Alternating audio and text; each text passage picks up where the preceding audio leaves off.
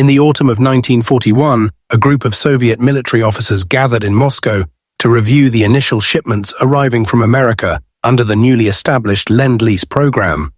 The United States, not yet formally at war but clearly sympathetic to the Allied cause, had begun sending military supplies to the Soviet Union following Germany's invasion in June. The American aid included trucks, jeeps, canned food, boots, and various other supplies. The Soviet officers examining these shipments were not impressed. They made jokes about American engineering, questioned whether capitalist manufacturers could produce anything of real military value, and generally dismissed the aid as a token gesture that wouldn't significantly affect the war's outcome. One officer was overheard saying that the Soviet Union had defeated Napoleon without American help and would defeat Hitler the same way. The trucks, they said, were probably inferior to Soviet models. The food was unnecessary because Soviet agriculture could feed the Red Army. The whole Lend-Lease program seemed like American propaganda, a way for the Americans to claim they were helping while Soviet soldiers did the real fighting and dying. These Soviet officers had no way of knowing that they were looking at the beginning of the largest military aid program in history, an effort that would ultimately deliver over 400,000 trucks, thousands of aircraft, millions of tons of food, and countless other supplies that would prove absolutely essential to Soviet survival and eventual victory. They couldn't imagine that within 2 years, the Red Army would be almost entirely dependent on American trucks for mobility and logistics. They had no idea that Soviet Marshal Georgy Zhukov, the man who would lead Soviet forces to Berlin, would later say that without American trucks, the Red Army couldn't have continued the war. And they certainly couldn't predict that Joseph Stalin himself, in rare moments of candor, would acknowledge that American industrial support made the difference between Soviet defeat and victory. But in the autumn of 1941, with German forces approaching Moscow and the Soviet Union fighting for survival, these officers looked at American aid with a mixture of pride and dismissiveness. The Soviet Union would win through its own strength, its own sacrifices, its own heroism. American help was nice but unnecessary. The context for this Soviet attitude requires understanding where the Soviet Union found itself in late 1941. Hitler's Operation Barbarossa, launched on June 22nd, had achieved stunning initial success. German forces had advanced hundreds of miles into Soviet territory, encircling and destroying entire Soviet armies, capturing millions of prisoners and seizing vast amounts of equipment and supplies. The Soviet military, despite its large size, had been caught unprepared and had suffered catastrophic losses. By autumn, German forces were approaching Moscow. Leningrad was under siege, and much of Ukraine had been occupied. Soviet industrial production was in chaos, with many factories being hastily evacuated eastward to escape German advance. The Soviet Union was losing the war and losing badly. In this desperate situation, Soviet leader Joseph Stalin had swallowed his ideological objections to capitalism and accepted offers of aid from Britain and the United States. The Lend-Lease program itself had been established by the United States Congress in March 1941, before the Soviet Union was even in the war. The original intent was to support Britain, which was fighting Germany alone after the fall of France. The concept was straightforward. America would lend or lease military equipment and supplies to nations fighting the Axis powers, with payment or return of the equipment to be worked out after the war. It was a legal fiction that allowed America to support the Allies while technically remaining neutral. When Germany invaded the Soviet Union in June 1941, President Franklin Roosevelt quickly extended Lend-Lease to include the Soviets, despite significant domestic opposition from Americans who distrusted communism and Stalin. Roosevelt's calculation was simple. Anyone fighting Hitler was helping America, and keeping the Soviet Union in the war was essential to eventual Allied victory. The initial American shipments to the Soviet Union in 1941 were modest, partly because American industry was still ramping up war production and partly because delivering supplies to the Soviet Union presented enormous logistical challenges. There were essentially 4 routes for getting American supplies to Soviet forces. The Arctic convoy route involved ships sailing from American or British ports around Norway to the Soviet ports of Murmansk and Arkhangelsk. This route was dangerous, with German aircraft and submarines attacking convoys in the cold Arctic waters. The Persian corridor involved shipping supplies to Iran, then trucking them north through Iran into Soviet territory. The Pacific route involved shipping supplies across the Pacific to Soviet Far Eastern ports like Vladivostok, but this route became problematic after Japan entered the war. The Alaska-Siberia route involved flying aircraft from Alaska to Soviet Siberia. Each route had limitations and dangers, but collectively they delivered enormous quantities of supplies. What the dismissive Soviet officers examining early Lend-Lease shipments failed to understand was the scale of what was coming. American industrial mobilization was just beginning in late 1941, but once it reached full capacity, the volume of supplies would be staggering. More importantly, those officers didn't yet understand just how desperately the Soviet Union would need what America was sending. The Soviet military operated on a scale that required logistics beyond what Soviet industry could provide. The Red Army in World War II eventually numbered over 30 million men under arms at various points. Feeding, clothing, equipping, and moving such an enormous force required resources that the Soviet Union, despite its large population and considerable industrial capacity, simply couldn't produce in sufficient quantities while simultaneously producing tanks, aircraft, artillery, and ammunition. The truck situation illustrates the problem perfectly. The Soviet Union had a domestic automotive industry before the war, but it was relatively small and produced vehicles that were often less reliable than American equivalents. When war came, Soviet factories prioritized producing tanks and self-propelled guns rather than trucks. This made sense from one perspective. Tanks win battles, and the Soviet Union needed to replace the thousands of tanks lost in 1941 and 1942. But armies need trucks even more than they need tanks. Trucks move infantry, tow artillery, deliver ammunition and fuel, evacuate wounded, and perform countless other essential tasks. Without adequate trucks, an army becomes immobile, unable to exploit breakthroughs or respond to enemy movements.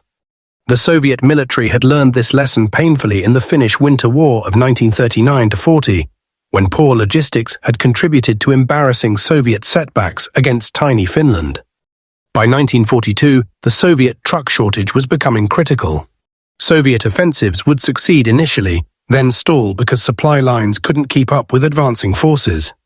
Soviet artillery often couldn't be moved quickly because there weren't enough trucks to tow it.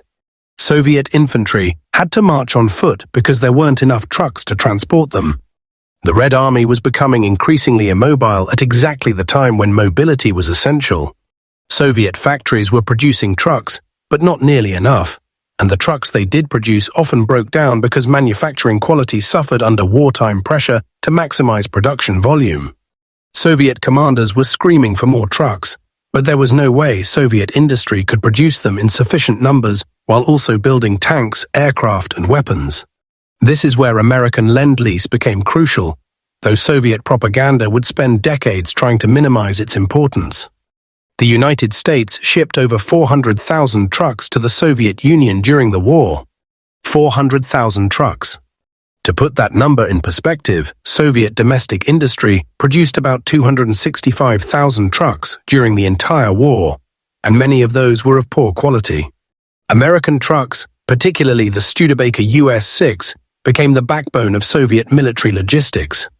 These trucks were rugged, reliable, and could operate in the harsh conditions of the Eastern Front. They could ford rivers, navigate mud, handle snow and ice, and keep running with minimal maintenance. Soviet soldiers loved them. Soviet officers depended on them. And the Red Army's ability to launch and sustain major offensives from 1943 onwards rested largely on the mobility these trucks provided. The scale of American automotive aid extended beyond just trucks. The United States also shipped tens of thousands of jeeps, which Soviet reconnaissance and communications units found invaluable. American vehicles came with spare parts, tools, and maintenance manuals. They came with tires, which were critically important because Soviet rubber production was inadequate. In total, American vehicles represented a massive infusion of mobility into the Soviet military machine. Without these vehicles, the Great Soviet Offensives of 1944 and 1945, the operations that drove Germany out of Soviet territory and eventually captured Berlin, would have been impossible. The Red Army would have been stuck in place, unable to move its massive forces quickly enough to exploit German weaknesses. But trucks were only part of the story. American Lend-Lease supplied the Soviet Union with approximately 2,000 locomotives and 11,000 railway cars. Soviet railways were essential for moving the enormous quantities of supplies needed to sustain military operations. But Soviet locomotive production had essentially ceased because factories were producing tanks instead. American locomotives, along with enormous quantities of railway rails and other equipment, kept Soviet supply lines functioning. Without them, the Soviet military would have faced even worse supply shortages than it already experienced. Food was another critical area where American aid made the difference between adequacy and starvation. The United States shipped approximately 4.5 million tons of food to the Soviet Union. This included canned meats, fats, sugar, flour, and other staples. Soviet agriculture had been devastated by German occupation of Ukraine and other prime agricultural regions, by the conscription of farm workers into the military, and by the general chaos of wartime. Soviet civilians were on near-starvation rations throughout much of the war. The Red Army needed to be fed better than civilians to maintain fighting capacity, but there often wasn't enough food to do this adequately. American food shipments ensured that Soviet soldiers had sufficient calories to function. Soviet veterans later recalled that American canned meat, which they called Second Front because it represented American contribution to the war effort, was a regular part of their rations. Many Soviet soldiers ate American food every day for years. The United States also shipped over 15 million pairs of boots to Soviet forces. This might seem like a minor detail compared to trucks and locomotives, but boots were critically important on the Eastern Front, where soldiers spent winters in temperatures that could drop to -40 degrees. Soviet boot production couldn't keep pace with demand, and poor quality boots contributed to frostbite casualties that sometimes exceeded combat casualties in winter operations. American boots, made with better leather and construction methods, literally saved Soviet soldiers' feet and lives. Soviet veterans remembered these boots decades later, describing how much better they were than Soviet-produced footwear. Raw materials and industrial equipment represented another enormous category of American aid. The United States shipped over 1.5 million tons of steel to the Soviet Union, along with large quantities of aluminum, copper, and other metals essential for weapons production. American machine tools allowed Soviet factories to maintain and increase production, even as skilled workers were drafted into the military. Chemical supplies from America kept Soviet explosives production going. Petroleum products, including high-octane aviation fuel, were shipped in quantities that Soviet industry couldn't have produced. In total, the raw materials and industrial supplies allowed Soviet factories to produce tanks, aircraft, and weapons at rates that would have been impossible, relying solely on Soviet resources. Communications equipment was an area where American technology provided capabilities that Soviet industry couldn't match. The United States supplied over 400,000 field telephones and enormous quantities of telephone wire. Radio equipment from America gave Soviet forces communication capabilities far beyond what Soviet production could provide. Modern military operations depend on reliable communications, and American equipment gave Soviet commanders the ability to coordinate operations across vast distances and control large formations effectively. Soviet generals who had struggled with communication problems in the early war years found their jobs much easier once American radio equipment became widely available. Aircraft represented another significant category of Lend-Lease aid. The United States shipped approximately 11,000 aircraft to the Soviet Union, including fighters, bombers, and transport planes. These aircraft were not the most modern American models, which went to US forces and to Britain, but they were still useful additions to Soviet air power. More importantly, the aircraft came with spare parts and maintenance equipment that allowed them to remain operational. Soviet pilots generally preferred Soviet-designed fighters, which were well suited to Eastern Front conditions, but American aircraft filled important roles and Soviet pilots appreciated having them available. The P-39 Era Cobra, in particular, proved surprisingly effective in Soviet hands, and several top Soviet aces flew Era Cobras exclusively. The Persian Corridor, the supply route through Iran, became increasingly important as the war progressed. American engineers and logistics personnel essentially rebuilt Iran's transportation infrastructure, upgrading ports, railways, and roads to handle the enormous volume of supplies flowing to the Soviet Union.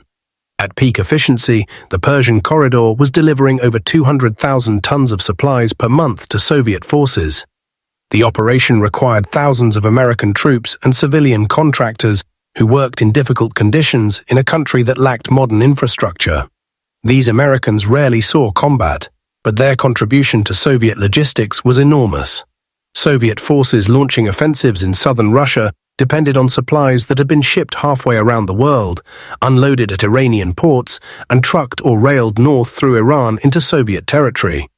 The Arctic convoys represented the most dangerous route for delivering Lend-Lease supplies. Merchant ships loaded with tanks, aircraft, trucks, and other cargo sailed from Britain or Iceland to Soviet northern ports, running a gauntlet of German U-boats, surface ships, and aircraft operating from bases in Norway. The convoys sailed through some of the world's most dangerous waters, facing not just enemy action, but also storms, ice, and cold that could kill men in minutes if they went into the water. Many ships were sunk, taking their cargoes and crews to the bottom. The sailors who manned these convoys, both merchant mariners and naval escorts, showed extraordinary courage. Soviet forces waiting at Murmansk and Arkhangelsk watched these convoys arrive with relief and gratitude, understanding that every ship that made it through represented supplies they desperately needed. The Arctic convoys continued throughout the war, despite heavy losses, because the supplies they delivered were that important. Soviet attitudes toward Lend-Lease began changing as Soviet officers and soldiers experienced the quality and quantity of American supplies.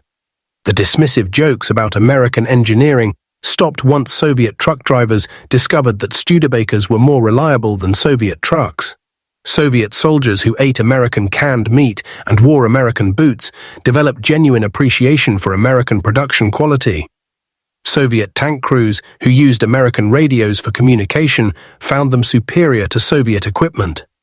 Soviet railway workers who operated American locomotives discovered they required less maintenance than Soviet models. At the grunt level, where soldiers and workers actually used the equipment, Lend-Lease earned respect and gratitude. At the command level, Soviet generals came to depend on Lend-Lease supplies for operational planning. Marshal Zhukov, planning major offensives in 1943 and 1944, counted on American trucks being available to move supplies and troops. Soviet logistics officers calculated requirements based on what was arriving through Lend-Lease, as well as what Soviet industry produced. The offensives that drove German forces back, the great operations with names like Bagration and Vistula Oder, were planned and executed with the understanding that American supplies would be available. Without those supplies, Soviet forces would have remained largely defensive, unable to sustain the kind of mobile operations that characterized the final 2 years of the war. But even as Soviet military professionals came to appreciate and depend on American aid, Soviet political leadership maintained public ambivalence. Stalin needed American supplies but resented the dependency. Soviet propaganda minimized Lend-Lease, emphasizing Soviet production and Soviet heroism while downplaying American contributions. This reflected both Stalin's personality and Soviet ideological commitments. Admitting that capitalist America was essential to communist Soviet survival contradicted Marxist-Leninist theory. It suggested that the Soviet system wasn't self-sufficient, that Soviet industry couldn't meet the country's needs without help from the supposedly inferior capitalist system. For Stalin, who had built his regime on claims of Soviet superiority and self-reliance, this was ideologically problematic. The relationship between Stalin and the Western Allies was complicated by these contradictions. Stalin demanded more aid, complained that not enough was being sent, and implied that the Western Allies weren't doing their share. At the same time, Soviet propaganda diminished the importance of the aid that was being sent, suggesting it was a minor contribution compared to Soviet efforts. This simultaneous demanding and dismissing frustrated Western leaders who felt Soviet gratitude was inadequate, given the risks being taken and resources being expended to help Soviet forces. American and British sailors were dying in Arctic waters delivering supplies to Soviet ports, but Soviet media rarely acknowledged these sacrifices. The statistics on Lend-Lease deliveries are staggering when examined in detail. Beyond the 400,000 trucks and 2,000 locomotives, the United States supplied the Soviet Union with over 12,000 armored vehicles, including tanks and tank destroyers, over 300,000 tons of explosives, nearly 350,000 tons of ammunition, over 200,000 tons of copper and brass, more than 2.6 million tons of petroleum products, including the high-octane fuel Soviet aircraft needed, hundreds of thousands of tons of chemicals for Soviet industry, millions of dollars worth of machine tools and industrial equipment. In total, Lend-Lease deliveries to the Soviet Union amounted to over 17 million tons of supplies, valued at over $11 billion in 1940s dollars, equivalent to roughly $180 billion today when adjusted for inflation. The proportion of Soviet equipment that came from Lend-Lease varied by category, but was significant across the board. About 12% of Soviet aircraft were American or British. About 10% of Soviet tanks came from the West. But in categories like trucks, the proportion was much higher. American and British trucks represented about 60% of all trucks used by Soviet forces during the war. In some categories of equipment, particularly vehicles and communications gear, Lend-Lease provided the majority of what Soviet forces used. Without this aid, Soviet forces would have been drastically less mobile and less capable of coordinated operations. Soviet veterans, interviewed decades after the war, expressed views on Lend-Lease that often contradicted official Soviet propaganda. Many spoke openly about how important American supplies had been. They remembered the trucks, the food, the boots, the countless items that made their lives better and made victory possible. Some recalled the excitement when American supplies arrived, the relief of knowing that reinforcements of equipment were coming. Others remembered specific items, like a particular Jeep or radio set, that had served them well through years of combat. These personal recollections, collected by historians after the Soviet Union collapsed, and people felt freer to speak honestly, provide a counterpoint to the official Soviet narrative that minimized Lend-Lease importance. Marshal Zhukov's assessment of Lend-Lease is particularly significant because he was the Soviet Union's most successful military commander, the man who defeated German forces at Moscow, Stalingrad, and Berlin. In conversations after the war, recorded by others and published years later, Zhukov was frank about Lend-Lease importance. He stated that without American trucks, Soviet forces couldn't have moved their artillery. Without American high-octane aviation fuel, Soviet air forces would have been grounded. Without American food, the Red Army would have starved. Zhukov's assessment was that Soviet forces could have eventually defeated Germany without Lend-Lease, but it would have taken much longer, cost many more Soviet lives, and the outcome would have been far more uncertain. With Lend-Lease, Soviet victory became not just possible, but inevitable. Stalin's private comments about Lend-Lease, revealed in memoirs and documents that emerged after his death, show that he understood its importance even as Soviet propaganda minimized it. Stalin reportedly said that the war was won with British time, American steel, and Soviet blood. He acknowledged in private conversations that American industrial support was decisive. At the Tehran Conference in 1943, Stalin toasted American production, saying that without American machines, the war would have been lost. But these private acknowledgements were never reflected in public Soviet statements, which continued to emphasize Soviet self-reliance and minimize foreign contributions. The timing of Lend-Lease deliveries was almost as important as the volume. In 1941, when deliveries were just beginning, Soviet forces were retreating and suffering catastrophic losses. The early Lend-Lease shipments, though modest, arrived when the Soviet Union was at its most desperate and provided critical support. By 1942, as deliveries increased substantially, Soviet forces were stabilizing the front and preparing for counteroffensives. The trucks, food, and other supplies arriving that year gave Soviet forces the resources needed to hold the line and begin pushing back. In 1943 and 1944, when Lend-Lease deliveries reached their peak, Soviet forces launched the Great Offensives that liberated Soviet territory and carried the war into Eastern Europe. The correlation between increasing Lend-Lease support and increasing Soviet military success was not coincidental. The human effort behind Lend-Lease deliveries deserves recognition. American factory workers built the trucks, canned the food, and manufactured the equipment. American merchant mariners sailed the dangerous convoy routes, knowing that U-boats or aircraft might send them to the bottom at any moment. American soldiers and civilian contractors worked in Iran upgrading infrastructure under difficult conditions far from home. British and Canadian sailors escorted the Arctic convoys, fighting off German attacks and rescuing survivors from torpedoed ships. These people were not fighting on the Eastern Front, but their contributions made Soviet victories possible. Some of them died delivering supplies to Soviet ports. Their sacrifice deserved acknowledgement that Soviet propaganda rarely provided. The cost of the Arctic convoys in particular was sobering. Of approximately 1,400 merchant ships that sailed to Soviet northern ports during the war, about 85 were sunk by German action. Over 800 merchant seamen died in those icy waters, along with hundreds of naval personnel from escort vessels. These men died delivering supplies to Soviet forces, and they died in some of the most unpleasant circumstances imaginable.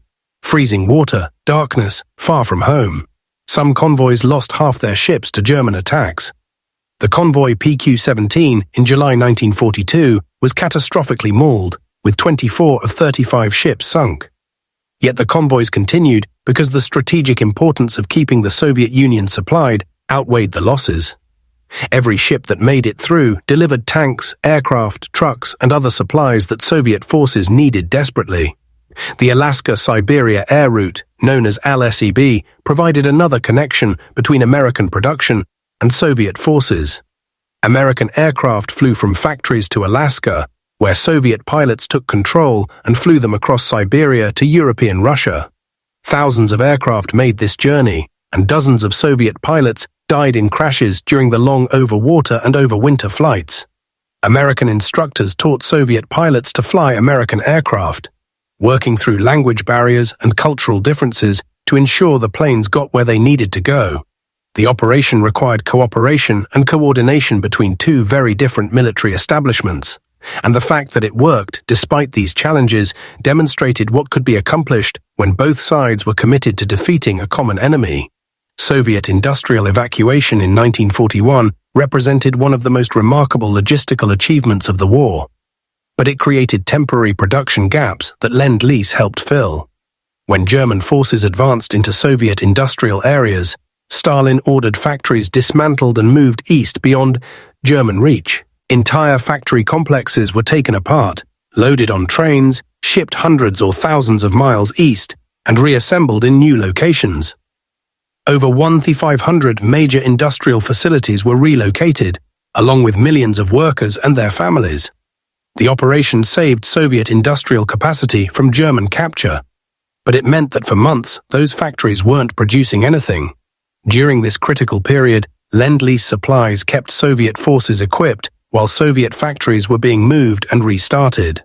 By 1943, when relocated Soviet factories were back to full production, Lend-Lease supplements allowed total production to exceed what Soviet industry alone could have achieved.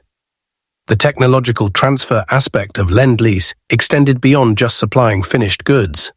American and British technical documentation, manufacturing processes, and engineering knowledge flowed to Soviet industry along with physical supplies. Soviet engineers studied American manufacturing methods and adapted them to Soviet conditions. Soviet metallurgists learned from American materials science. Soviet industrial managers observed how American factories organized production and incorporated some techniques into Soviet practice. This knowledge transfer had long-term effects, extending beyond the immediate war years, contributing to Soviet post-war industrial development. One category of Lend-Lease aid that proved particularly valuable was medical supplies. The United States shipped enormous quantities of medicines, surgical equipment, bandages, and other medical materials. Soviet medical services, stretched thin by millions of casualties, depended heavily on American supplies. Penicillin from America saved thousands of Soviet soldiers from infections that would have killed them. Plasma for blood transfusions came largely from American sources. Anesthetics, sulfur drugs, and countless other medicines allowed Soviet military doctors to treat wounded soldiers more effectively than would have been possible with Soviet production alone. Soviet veterans who survived wounds often owed their lives partially to American medical supplies, though few knew it at the time and fewer still learned it later. The moral complexity of American aid to Stalin's Soviet Union troubled many Americans then, and continues to provoke debate among historians. Stalin was a brutal dictator who had killed millions of his own people through forced collectivization, purges, and the Gulag system. The Soviet system was antithetical to American values of freedom, democracy, and human rights. Yet Germany under Hitler represented an immediate threat to American interests and to basic human decency. The calculation made by Roosevelt and other American leaders was that defeating Hitler required keeping the Soviet Union in the war, and keeping the Soviet Union in the war required massive material support. They chose to help Stalin despite his crimes because the alternative, allowing Hitler to defeat the Soviet Union and consolidate control of Europe, seemed worse. American soldiers and workers who contributed to Lend-Lease generally understood and accepted this logic. They were fighting fascism, and anyone fighting fascism was an ally regardless of ideology. Soviet political system might be objectionable, but Soviet soldiers were dying by the millions fighting the same enemy American forces would eventually face in Western Europe. Helping those Soviet soldiers survive and win served American interests even if it also strengthened a regime Americans didn't like. This pragmatic calculation guided American Lend-Lease policy throughout the war. The post-war souring of Soviet-American relations made Lend-Lease a contentious historical topic. During the Cold War, Soviet propaganda systematically minimized Lend-Lease importance as part of the broader effort to portray the Soviet Union as having won World War II through its own efforts with minimal Western help. Soviet historians wrote books and articles arguing that Lend-Lease represented only a small percentage of Soviet military supplies and wasn't decisive. Soviet veterans were discouraged from speaking too positively about American aid. The goal was to create a narrative where Soviet victory resulted from Soviet strength, Soviet sacrifice, and the superiority of the Soviet system, with Western contributions being marginal at best. This Soviet narrative was challenged by Western historians who had access to records showing the true scale of Lend-Lease deliveries. American and British scholars documented what had been sent, when it arrived, and how it was used. They interviewed Western participants in the Lend-Lease program who could describe Soviet reactions to the aid. They analyzed Soviet logistics and production to show the gaps that Lend-Lease filled. The resulting historical consensus in the West was that Lend-Lease had been critically important to Soviet victory, probably decisive, and certainly deserving of more acknowledgement than Soviet sources provided. The collapse of the Soviet Union in 1991 allowed more honest historical assessment. Russian historians gained access to Soviet archives that had been closed during the Soviet period. They found documents confirming the scale of Lend-Lease deliveries and their importance to Soviet operations. They discovered internal Soviet assessments acknowledging dependency on Western supplies. Russian veterans, no longer constrained by Soviet political requirements, spoke more openly about their experiences with Lend-Lease equipment and their gratitude for it. A more balanced historical understanding emerged, with serious Russian historians acknowledging that while the Soviet Union bore the primary burden of defeating Germany in terms of casualties and combat, Western material support had been essential to Soviet success. Modern Russian official attitudes toward Lend-Lease remain complicated. The Russian government under Vladimir Putin has emphasized Russian military traditions and Soviet World War II victories as sources of national pride and regime legitimacy. In this narrative, Western contributions are often minimized because acknowledging them complicates the story of Russian greatness and self-sufficiency. Some Russian politicians and media figures have claimed Lend-Lease was insignificant, or even suggested the Soviet Union would have won faster without it. These claims contradict historical evidence but serve political purposes in contemporary Russia. The tension between historical reality and political narrative continues to shape how Lend-Lease is discussed in Russia. For Americans of the World War II generation, now in their late 90s or passed on, Lend-Lease represented American generosity and industrial might deployed in service of defeating fascism. They built the trucks, canned the food, sailed the convoys, and provided the supplies that helped Soviet forces push German armies back and eventually capture Berlin. Many felt the Soviet Union never adequately acknowledged this contribution. During the Cold War, when the Soviet Union became America's primary adversary, some Americans questioned whether helping Stalin had been wise. The soldiers and civilians who contributed to Lend-Lease generally defended their wartime service, arguing correctly that defeating Hitler required helping anyone who was fighting him. But the ingratitude they perceived from Soviet sources left a bitter taste. The financial arrangements for Lend-Lease created post-war complications that affected Soviet-American relations for decades. The Lend-Lease Act stipulated that equipment destroyed or consumed during the war required no payment, but equipment still intact after the war was supposed to be returned or purchased. The Soviet Union possessed enormous quantities of American equipment when the war ended, including thousands of trucks, aircraft, and other items that were still functional. The United States expected either return of this equipment or negotiation of purchase terms. Stalin, viewing Lend-Lease as compensation for Soviet casualties in the common fight against Germany, saw no reason to pay for equipment that had been used fighting America's enemy. This fundamental disagreement over the terms and spirit of Lend-Lease poisoned post-war negotiations. Stalin's position was that Soviet blood had saved American lives. If Soviet forces hadn't stopped Germany in the East, German forces would have been available to fight Americans and British in the West. Soviet casualties exceeded 25 million military and civilian dead. American combat deaths in all theaters were roughly 400,000. From Stalin's perspective, Americans got an incredible bargain: relatively modest material aid in exchange for Soviet forces bearing the overwhelming burden of destroying the German military. Why should the Soviet Union pay for trucks and equipment that had been used in this common effort? The moral logic of Stalin's position had some validity, but it ignored the legal framework of Lend-Lease and the enormous cost to American taxpayers of the aid that had been provided. American negotiators pointed out that Lend-Lease had never been intended as a gift. The legislation was explicit that equipment not consumed in fighting was to be returned or purchased. Other Lend-Lease recipients, including Britain, acknowledged this obligation even though it created significant financial burdens. Britain made payments on its Lend-Lease debt for decades after the war. The Soviet Union's refusal to acknowledge any financial obligation seemed like ingratitude at best and treaty violation at worst. The dispute contributed to the rapid deterioration of wartime alliance into Cold War hostility. Americans who had supported aid to the Soviet Union during the war felt their generosity had been thrown back in their faces. The Lend-Lease debt issue remained unresolved throughout the Cold War. The Soviet Union made token gestures toward acknowledging the debt, but never seriously engaged with American demands for payment. When the Soviet Union collapsed in 1991, the newly independent Russian government inherited various Soviet obligations, including the Lend-Lease debt. Russia and the United States eventually negotiated a settlement in which Russia agreed to pay a fraction of the original claimed debt, with payment terms extending into the 21st century.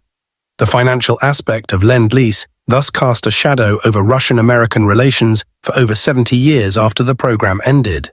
The human stories behind Lend-Lease statistics deserve preservation and remembrance. There was the American merchant seaman who survived 3 different ship sinkings in Arctic convoys, each time spending hours in freezing water before rescue, yet volunteered for another convoy because he believed in the mission. There was the Soviet truck driver who drove a Studebaker for 3 years from Stalingrad to Berlin, maintaining the vehicle through combat, breakdowns, and countless miles of terrible roads, and who kept a photograph of the truck for the rest of his life. There was the American railway worker who spent 2 years in Iran upgrading rail lines, never seeing combat but working in brutal heat to keep supplies flowing north to Soviet forces. There were countless Soviet soldiers who ate American food, wore American boots, and rode in American trucks without ever knowing where these supplies came from or understanding the efforts made to deliver them. The symbolic meaning of Lend-Lease evolved over the decades after the war. During World War II itself, it represented Allied cooperation against fascism, a practical arrangement where each nation contributed what it could best provide toward common victory. In the early Cold War, it became a point of contention. with Americans feeling their generosity had been forgotten and Soviets resenting what they saw as American attempts to take credit for Soviet victories.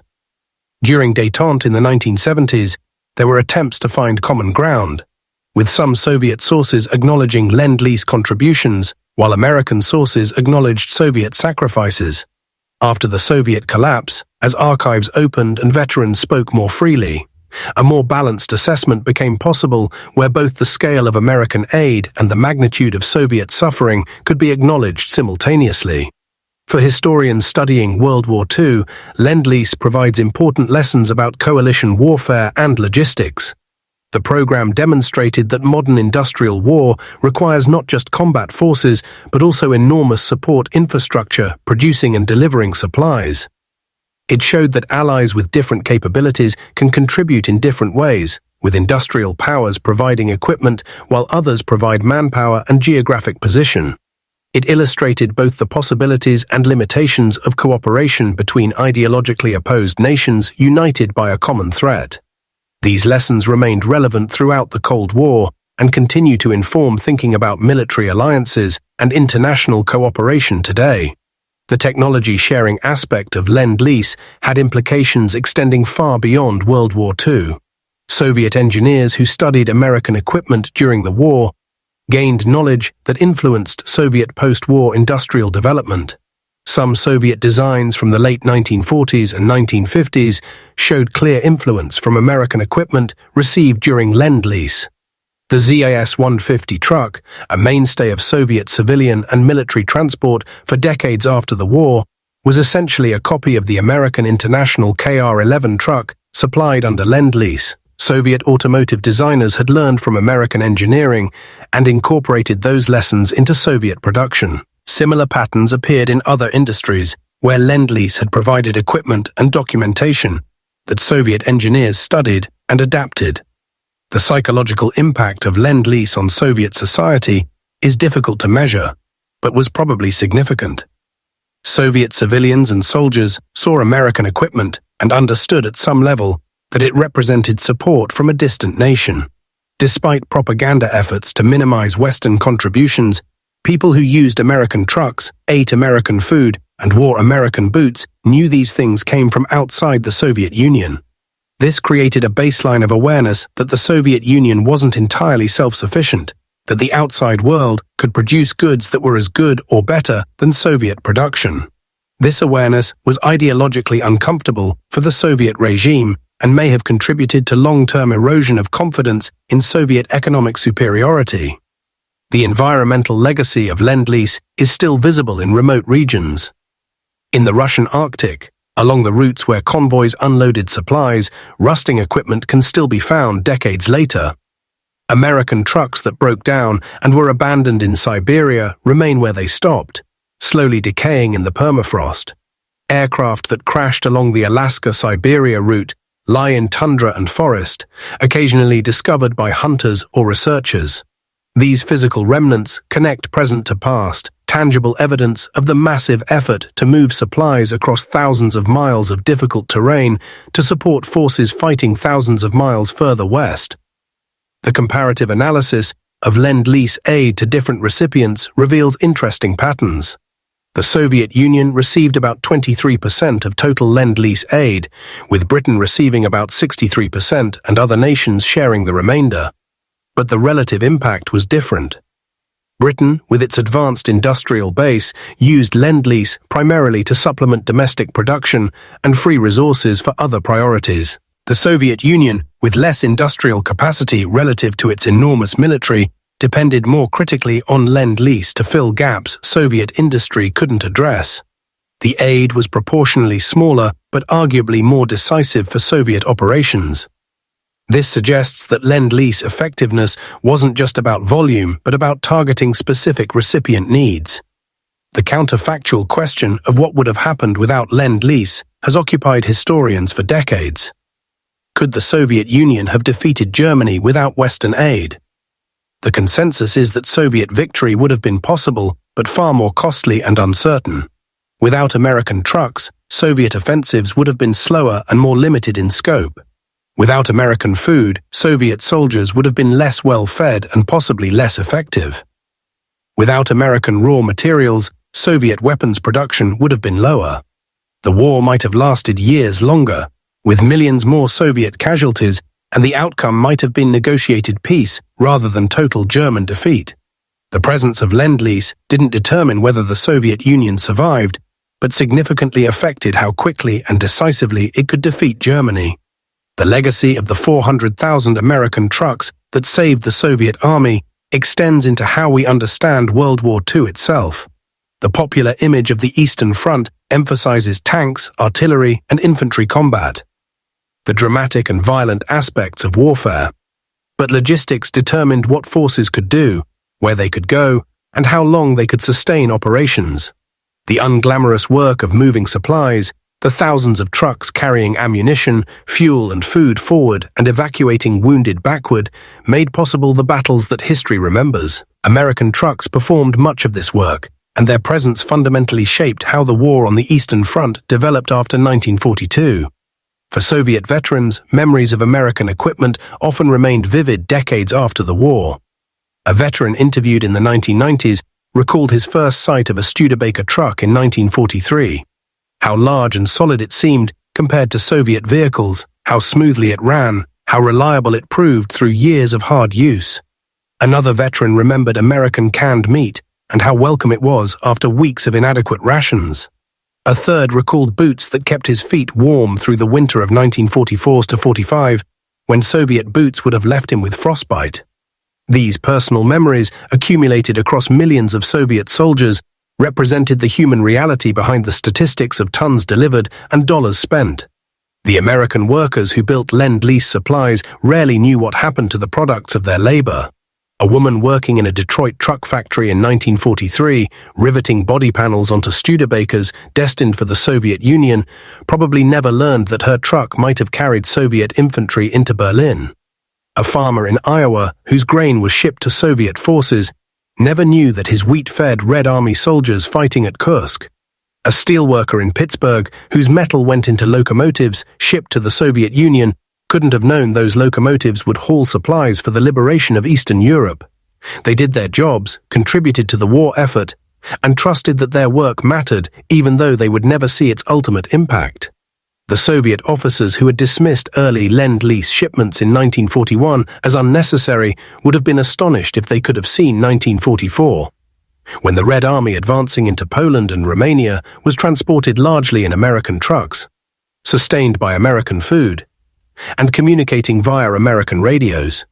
The transformation from dismissive condescension to absolute dependence happened gradually enough that it seemed natural rather than remarkable. But the change was profound.